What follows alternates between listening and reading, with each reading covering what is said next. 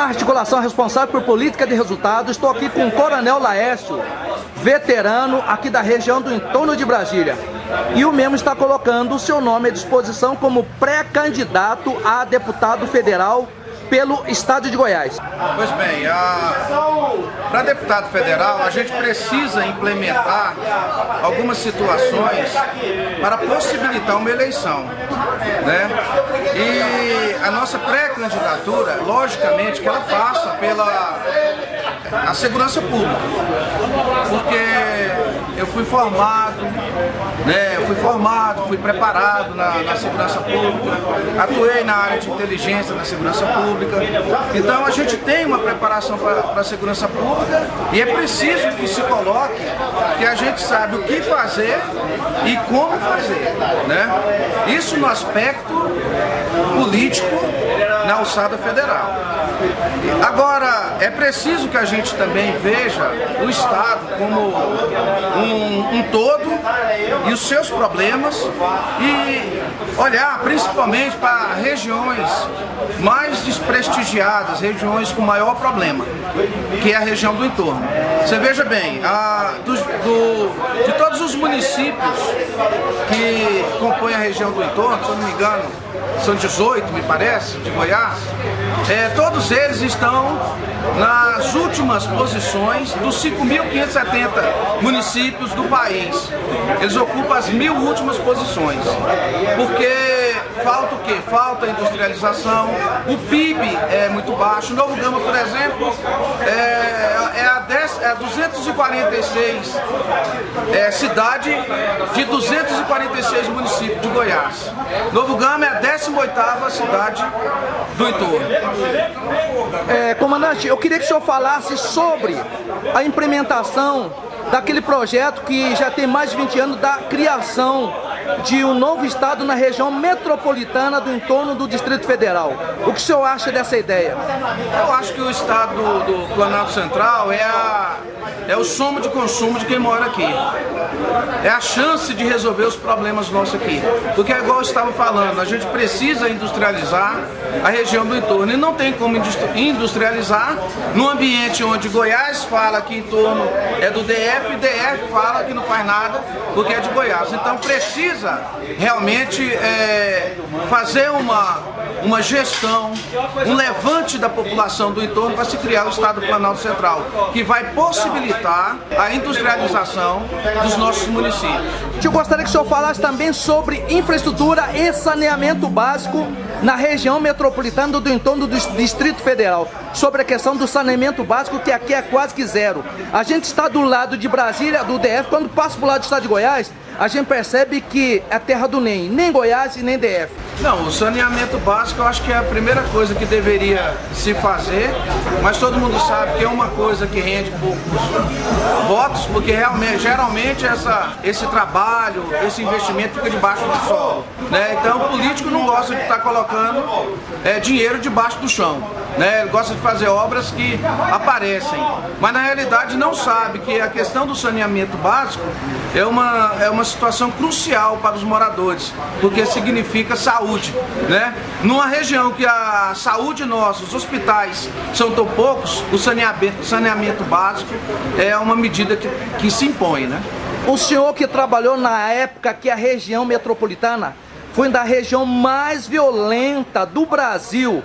O que o senhor tem a dizer sobre a questão da segurança pública no passado, no hoje e propostas de projeto para um futuro da segurança pública pelo povo e para o povo? Anápolis, que é uma cidade bem maior do que Valparaíso de Goiás, e dentro daquela proporção vamos analisar a criminalidade lá, que foi a cidade mais segura do estado. Então qual que é a diferença de Valparaíso de Goiás e Anápolis? A industrialização. A gente precisa entender que a gente tem que combater a causa da insegurança, a causa do problema de segurança pública, porque polícia acaba sendo remédio. Eu gostaria que o senhor falasse sobre a saúde, o caos na saúde dos municípios da região do entorno.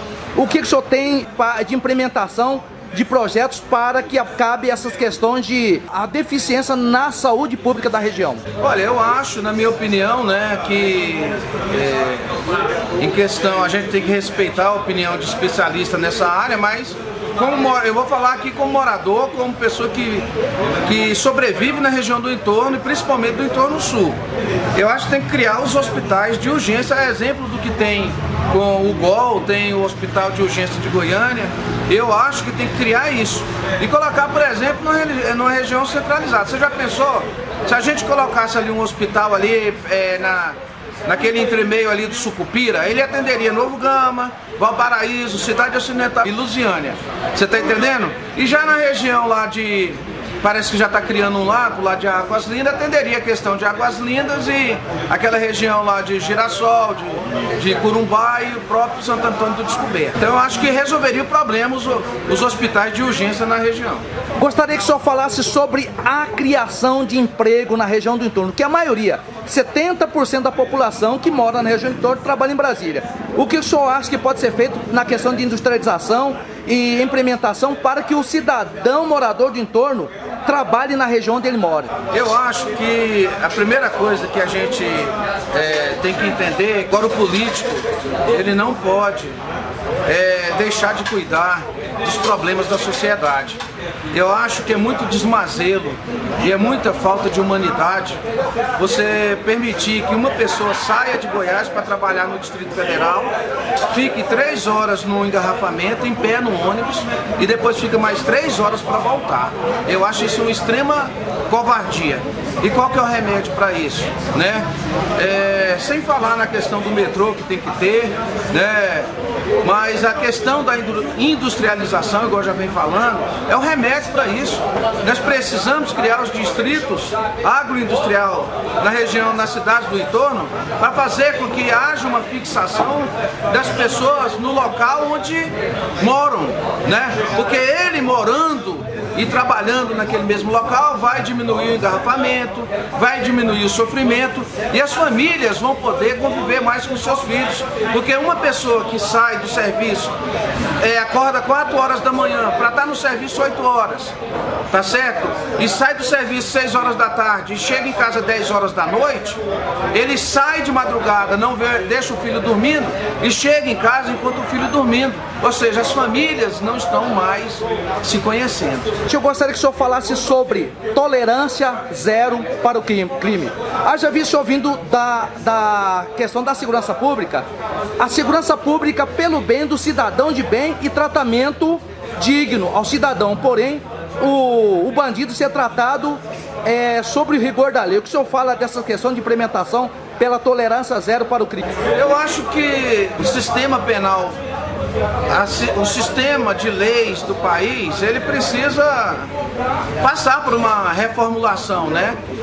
Precisa melhorar as leis, mas eu acho que a questão da estrutura tem que mexer também. Você está entendendo? Por que o ladrão ele vai para a cadeia e ele sai da cadeia e volta a roubar? Porque a cadeia é boa. Problema para os policiais penais, essa questão de leva. E na realidade quem tem que dar comida é o Estado, tá certo? Então ele come bem, come o que quer. Daqui a pouco ele ainda também pode levar o quê? Levar a mulher. E as cadeias acabam sendo um hotel, porque um local que deveria para o camarada cumprir pena, então ele tem o quê? Ele tem sexo, ele tem comida, ele tem tudo que ele quer. Por quê? Porque a cadeia às vezes acaba sendo um local melhor do que aqui fora. Então tem que melhorar isso, tem que ter vergonha na cara, acabar com essa pouca vergonha.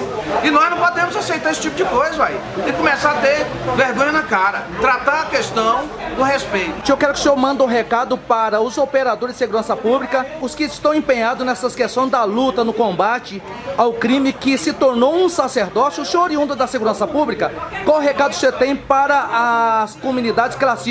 Polícia Militar, Polícia Penal, Polícia Rodoviária Federal, enfim, agentes de segurança pública, inclusive as guardas municipais dos municípios. Bem, com relação às forças de segurança pública, eu queria dizer o seguinte, que eu prego o estilo americano, tá certo? Policial com autoridade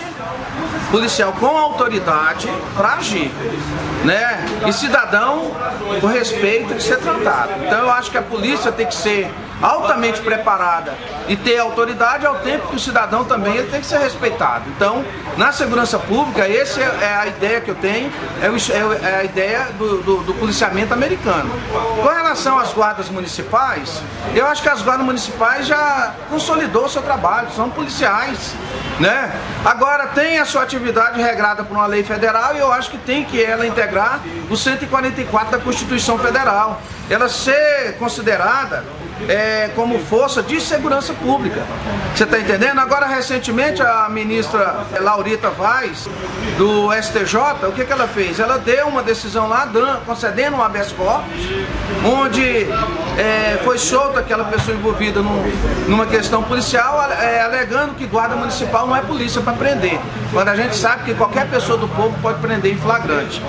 Mas tem que vacinar contra isso, tem que vacinar. Precisa colocar as guardas municipais como força de segurança pública, não porque a gente imagina que é uma coisa que vai dar certo, é porque eles já alcançaram, pelo seu trabalho, essa posição.